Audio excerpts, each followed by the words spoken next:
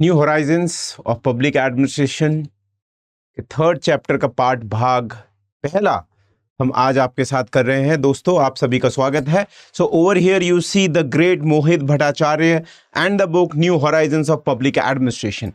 So we start with the dichotomy that we have in public and private spaces and public and private organization, public and private administrations. अब यहाँ पर dichotomy का अर्थ है किसी भी चीज के दो फाड़ होना, दो अलग अलग भाग होना, डिविजन्स होना. सो पब्लिक और प्राइवेट क्या एक ही जैसे हैं या बहुत कुछ इनमें डिफरेंस है? जानने के लिए हम दोस्तों आगे बढ़ते हैं.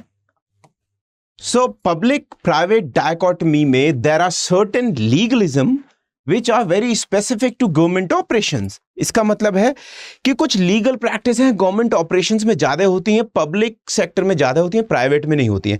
जैसे सर्टेन टाइप ऑफ रिपोर्टिंग है, certain type of budgeting technique है, सर्टेन टाइप ऑफ इंफॉर्मेशन जो लगातार हायर हायरार्की में ऊपर और नीचे जाती है. इतनी बहुत सारी लीगल चीज़ों से बंधा हुआ प्राइवेट एडमिनिस्ट्रेशन नहीं होता है. Private administration is not bounded by much of the constitutional provisions as well, not in micro sense. Macro sense में तो होता है, पर सरकारी तंत्र में बहुत ज़्यादा एक तरीके से जकड़न होती है लीगल प्रोविजंस की. बिजनेस एडमिनिस्ट्रेशन हैमस्ट्रंग नहीं है, हैमस्ट्रंग का मतलब जकड़ा हुआ नहीं है as compare to public administration. और ये भी है कि डिस्टिंक्शन क्या बहुत ज़्यादा चेंज होगा किसी भी जगह पर पब्लिक और प्राइवेट एडमिनिस्ट्रेशन में, या सेम होंगे? ये बहुत कुछ डिपेंड करता है कि वहाँ की political philosophy of each nation क्या है. फॉर एन एग्जांपल, अगर कोई भी एक ऐसी देश है जहाँ पर मिक्स्ड इकोनॉमी है या सोशलिस्ट टेंडेंसीज रही हैं, पर्टिकुलरली अगर मैं कुछ दशक पहले भारत की बात करूँ, तो definitely you would have find a lot of difference in between public and private administration. But in a country, for an example a capitalist country जैसे कि यूएसए, वहां पर बहुत ज्यादा आपको अंतर देखने को नहीं मिलेगा और कुछ जेनेरिक सेंस की चीजें पब्लिक और प्राइवेट एडमिनिस्ट्रेशन में सेम मिलेंगी. इसके अलावा अगर हम बात करें जनरल वेलफेयर लोगों का should be the common concern of public and business administration. यहां पर वो दोनों एक साथ भी आते हैं. सो बिजनेस और प्राइवेट एडमिनिस्ट्रेशन अल्टीमेटली अपने क्लाइंट या कस्टमर्स को तो सपोर्ट कर ही रहा है, और रेगुलरली उनको सर्विस प्रोवाइड करना, प्रोडक्ट प्रोवाइड करना, उनका ध्यान रखना, इमेज बनाए रखना, लॉयल्टी बेस बनाए रखना, ये भी उनका कंसर्न है. साथ ही साथ जो भी वो सुविधाएं या सर्विसेज प्रोवाइड कर रहे हैं, that has to be in accordance with the law. तो ये एक प्राइवेट और पब्लिक एडमिनिस्ट्रेशन में अंतर और कुछ समानताएं भी देखने को मिल रही हैं. दोस्तों, पब्लिक एडमिनिस्ट्रेशन के ऑप्शनल के लिए जो बैच है वो 30 तारीख अप्रैल तक के लिए एडमिशन इसमें खुले हैं, and we are providing daily live classes from 1 to 4 PM. At the same time you will get lot of classes, test series, previous year papers, answer writing practice, live answer writing practice, also added on case studies and much more. So please come and join this public administration batch. इसमें use करिए SC live code जो कि है शेखर चौधरी के initials, मेरे नाम के initials. बहुत ही उचित दामों में आपको ये कोर्स प्रोवाइड हो रहा है. साथ में मैं यहाँ बताना आपको उचित समझता हूँ, I have worked eight sub divisional level in Uttar Pradesh government. I was PCS officer, और उसके बाद कुछ सालों के बाद मैंने त्याग पत्र देके, जो मुझे सबसे ज़्यादा पसंद है, पढ़ाई कराने के मैं आया हूँ. So that is how you can learn public administration from me, taking academic learnings and also on ground practices जो मैंने एज एन ऑफिसर सीखी हैं. अब हम आगे बात करते हैं डिस्टिंक्शन क्या है in between public and business administration. So major purpose of public administration क्या रहा है? मेजर पर्पस पब्लिक एडमिनिस्ट्रेशन का रहा है टू सर्व पीपल, लोगों की सेवा करना, general welfare and in specific cases clientele satisfaction. यहां पर इसका क्या मतलब है? बेसिकली ये मतलब है कि वैसे तो जनरली सबकी सहायता करना, कहीं कहीं पर पब्लिक एडमिनिस्ट्रेशन भी क्लाइंटेल प्रैक्टिसेस, कुछ स्पेसिफिक लोगों के को लिए क्या कर रहा है, प्रोविजंस कर रहा है. और कई बार ऐसा भी देखने को मिलता है कि वहां पर कुछ चार्जेस भी ले लेते हैं पब्लिक एडमिनिस्ट्रेशन के सुविधाओं को देने के लिए भी. Operate strictly according to laws, rules और रेगुलेशन। स्ट्रिक्ट लॉज, रूल्स और रेगुलेशन का पालन करना होता है। फॉर एन एग्जाम्पल, अगर हम डिस्ट्रिक्ट मैजिस्ट्रेट की बात करें या पुलिस की बात करें, वहां पर हर एक जो फाइनेंशियल एक्सपेंडिचर हो रहा है या फिर रोजमर्रा की जो चीजें हो रही हैं, वहां पर लॉग बुक्स में एंट्री होती है, छोटी से छोटी चीज भी। साथ में कोई डिस्क्रिमिनेटिंग प्रैक्टिस नहीं हो सकती, right? So there are lot of rules, regulations according to which it has to operate. पर बिजनेस एडमिनिस्ट्रेशन में ऐसा कम है, ज्यादा ये अर्निंग प्रॉफिट की तरफ ज्यादा ओरिएंटेड है। जैसा कि मिल्टन फ्रीडमैन, एक इकोनॉमिस्ट, ने कहा है, the business of business is business. So that is very apt when it comes to business administration. Business administration is relatively बहुत ज्यादा कंसर्न्स उसके लॉ के नहीं होते हैं। हाँ, ओवरऑल तो उसको लीगल फ्रेमवर्क में काम करना पड़ता है, आपको वर्क प्लेस पे सिक्योरिटी देनी होगी, साथ में आपको ध्यान रखना होगा कि जो सेम वर्क के लिए सेम पे देनी हो। इसके अलावा आपको ध्यान रखना होगा टैक्सेस देने हैं, रेगुलेशन देने हैं और क्लियरेंसेस लेने हैं, वो तो है। बट ब्रॉडली मैक्रो लेवल पे, माइक्रो लेवल पे बहुत ज्यादा माइक्रो मैनेजमेंट हमको देखने को नहीं मिलता है। So there is always a fear of audit, and अगर कुछ एबरेशंस होते हैं, नियमों को तोड़ा जाता है, other aberrations from regulations, right? So always fear of audit हो जाएगा। तो रेगुलेशंस आके कोई भी अगर चीजें हम फॉलो नहीं कर पा रहे हैं तो उन पे आके हमारी पकड़ हो सकती है। और इसके अलावा actions of public administrator are expose to larger public and public gaze. छोटी छोटी बातों पे भी ध्यान रखा जाता है, राइट? ये बहुत ज्यादा है और अखबारों में रिपोर्ट होता है। फॉर एन एग्जाम्पल, अगर हम एक स्पेशलाइज्ड बॉडी देखें, पुलिस एडमिनिस्ट्रेशन, उनको हमेशा हमेशा अपने टोज पे रहना पड़ता है। टोज पे मतलब तैयार रहना पड़ता है तुरंत, रात दिन में भी। रात को पेट्रोलिंग करनी पड़ती है, दिन में भी लोगों को ट्रैफिक को दुरुस्त करना पड़ता है और प्रिवेंशन ऑफ क्राइम करना पड़ता है, वीआईपी ड्यूटी देनी पड़ती है, मेला duty, so many functions are there, right? और अगर कहीं पर भी पब्लिक एडमिनिस्ट्रेशन के द्वारा ऐसा प्रतीत होता है that they are showing any sort of discrimination, they are favoring, if they are favoring people from particular caste or religion, or only listening to people who are rich, so it could be a reason for larger public outrage. और इसमें आपको देखने को मिल सकता है, there could be a large amount of outrage by public if there is any of the discriminatory practices shown in these parameters. So censor हो जाएगा, legislative commotion हो जाएगा, लेजिस्लेटिव एक्शन भी लिया, लेजिस्लेचर में भी बढ़ सकता है ये मामला, सेंसर भी हो सकता है। और इसका बहुत रीसेंट एक एग्जाम्पल है दोस्तों, जैसे तमिलनाडु स्टेट असेंबली में एक आईपीएस ऑफिसर के द्वारा एक व्यक्ति का दांत तोड़ दिया जाने का मुद्दा उठ गया और उनको सस्पेंड कर दिया गया, राइट? अगर ऐसा कुछ भी छोटी चीज भी हो जाए या बड़ी चीज हो जाए, it is a big thing. और हियर वाइड पब्लिसिटी इतनी नहीं पाई जाती है।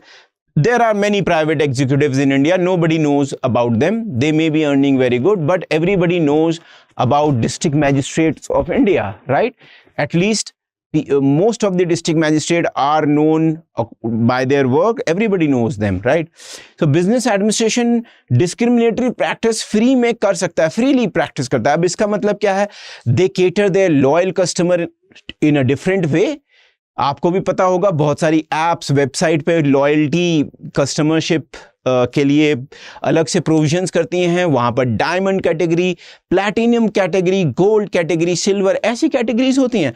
That is not possible with the public administration. हाँ, बट रिसेंट टाइम्स में when the changes are happening, और या फिर कोई प्रॉफिट मोटिव थोड़ा बहुत या अपने को सस्टेन करने के लिए, जैसे रेलवेज डिपार्टमेंट है, they do provide different type of services. For an example, शताब्दी ट्रेन या राजधानी ट्रेन या 3 tier, 2 tier, 1 tier of the AC, वहां पर अलग अलग चार्जेस आपको देखने को मिलते हैं। So at a higher reach of government, वहां पर जो एडमिनिस्ट्रेशन है at a higher reach of government is extendingly complex, बहुत ही ज़्यादा कॉम्प्लेक्स है। इसका मतलब क्या है? हायर रीच का मतलब है हायर ब्यूरोक्रेसी लेवल पे, और ब्यूरोक्रेसी लेवल जैसे डिस्ट्रिक्ट मैजिस्ट्रेट के और भी ऊपर चले जाइए, secretary level, chief secretary level, directorate जो है डायरेक्टर लेवल पे, कैबिनेट सेक्रेटरी लेवल पे, या यूनियन जो सेक्रेटरीज हैं वहां के लेवल पे। सो क्या है, बहुत ही कॉम्प्लेक्स होती है decision making, because the push and pressures of the people are huge. For example, this is policy area. So over here, some people who are from religious minority background, they may be pulling the policy matter for their side. There may be farmers, and there may be people who are into service sector. There may be people who are of certain caste. यहाँ पर क्या है, push और पुल बहुत ज़्यादा है, तो इसीलिए जो ऊपर के डिसीजन मेकिंग होती है बहुत सारे वेरिएबल्स को देख के ही संपन्न हो पाती है. Many minds have to meet and discuss. So you have to contemplate every other response that could come by taking a decision. It could be political, economical, financial. At the same time, you could ruin your international relation by pursuing a wrong policy. That is not of course not the case over here. Business administration में more well knit होता है, बहुत ज़्यादा इतनी complexity नहीं होती, छोटा होता है, सिंगल माइंडेड ऑपरेशंस होते हैं, बहुत ज़्यादा डायनेमिक प्रोसेस में वहाँ पर काम नहीं करना होता यहाँ की प्राइवेट एंटिटीज़ को. इसके साथ साथ Politics is core of public administration. You cannot remove politics from public administration. ठीक है?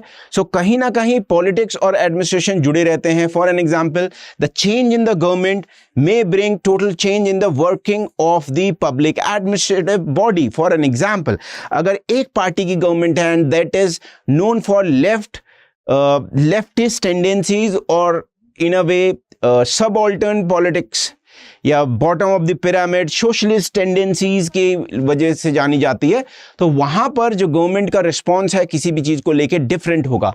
एक हो सकता है थोड़ी राइट विंग हो, जो कैपिटलिस्ट टाइप की गवर्नमेंट हो, प्राइवेटाइजेशन को फेवर करती हो, वहां पर पॉलिटिक्स से पब्लिक एडमिनिस्ट्रेशन अलग तरीके से प्रभावित होगा. At the same time politics is also involve in day to day decision making as well. So civil servants को बहुत ज्यादा ध्यान रखना पड़ता है and have to use tactics, has to use their mind and understanding to work and to live with the politicians, क्योंकि politicians are always pressurizing and there may be pressure groups as well. For an example, if this is the policy making, so there would be pressure groups putting a lot of pressure over here, right? It could be politically motivated pressure groups, so your policy would change like this. They have dented the decision making. So now the civil servants have to see till how far they can go away or manage to work with the politicians, with the masses, right?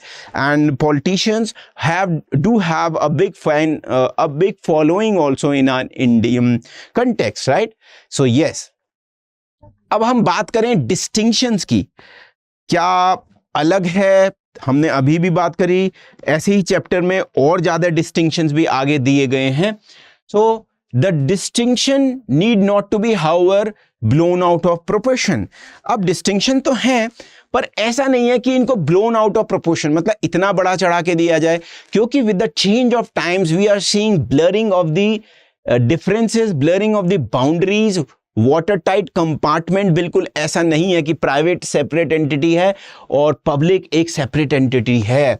Several aspect जो है public management के are generic in nature. कुछ चीजें हैं जो generic हैं, लोगों को सेवा करना, सर्विसेज प्रोवाइड करना और साथ में अपनी इमेज बनाना, क्रेडिबिलिटी बनाना, कंटिन्यूअस सर्विस देना.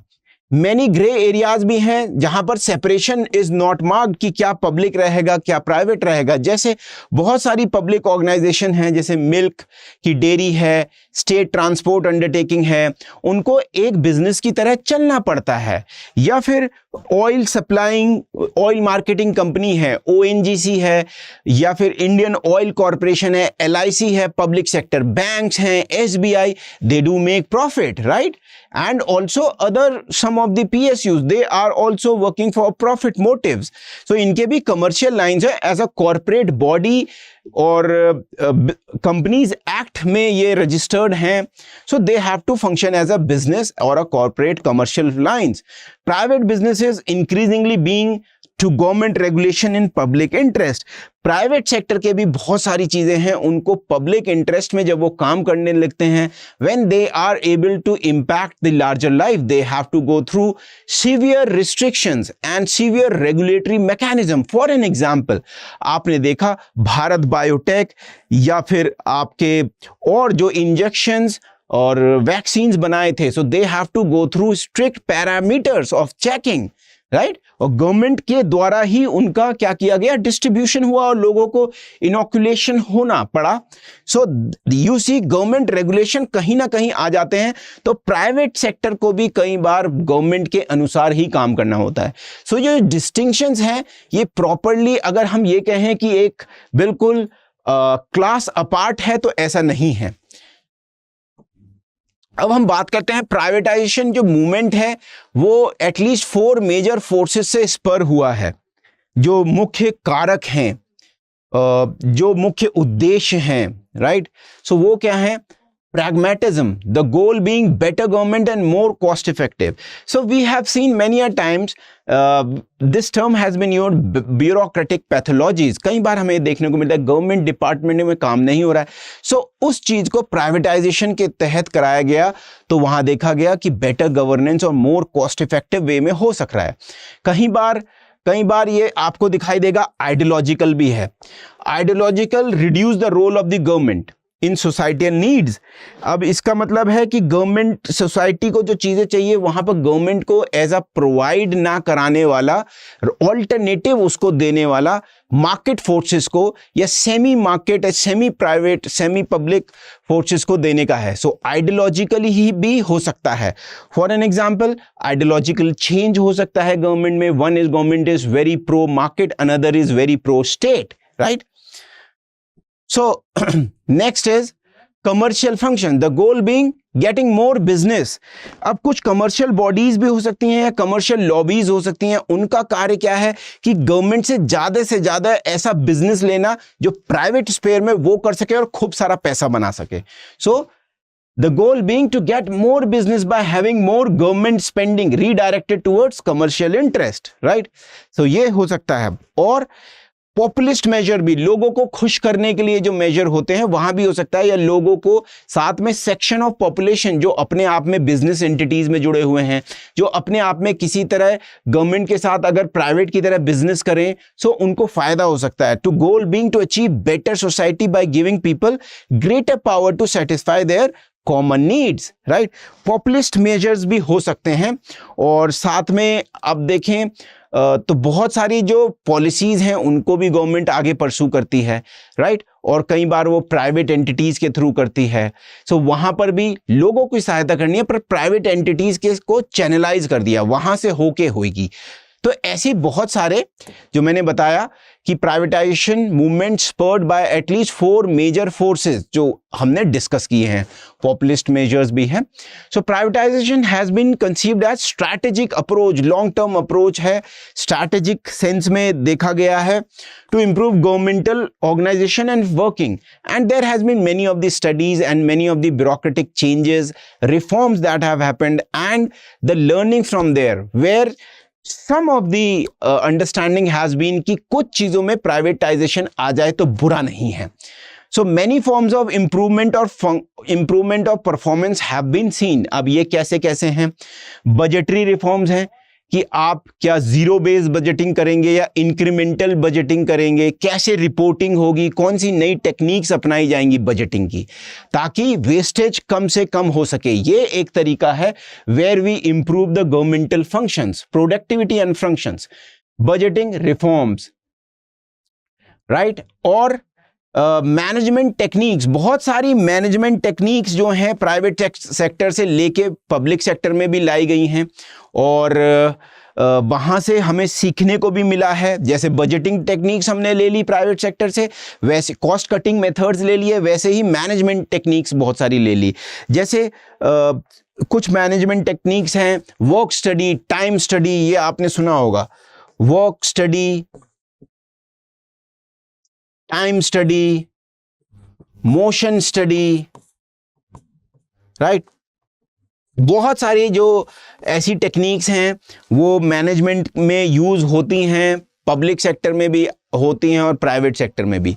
सो ये भी क्या है, इम्प्रूवमेंट और परफॉर्मेंस। यहाँ पर भी अगर प्राइवेट एंटिटीज अपनी टेक्निक यूज करती हैं और बहुत सारे फुल ऑपरेशंस में से कुछ पार्ट उनको दे दिए जाते हैं, तो हम ये देखते हैं कि वो मैनेजमेंट प्रैक्टिसेस लाती हैं। फॉर एन एग्जांपल, अगर सॉलिड वेस्ट मैनेजमेंट के लिए, सॉलिड वेस्ट मैनेजमेंट म्यूनिसिपैलिटी का जो फंक्शन है उसको, कुछ फंक्शन को क्या कर दिया जाता है, सब कॉन्ट्रैक्ट कर दिया जाता है, कॉन्ट्रैक्टिंग आउट कर दिया जाता है, राइट। सो ये मैनेजमेंट टेक्निक्स वहां पर आती हैं, better use of technology, better use of such techniques.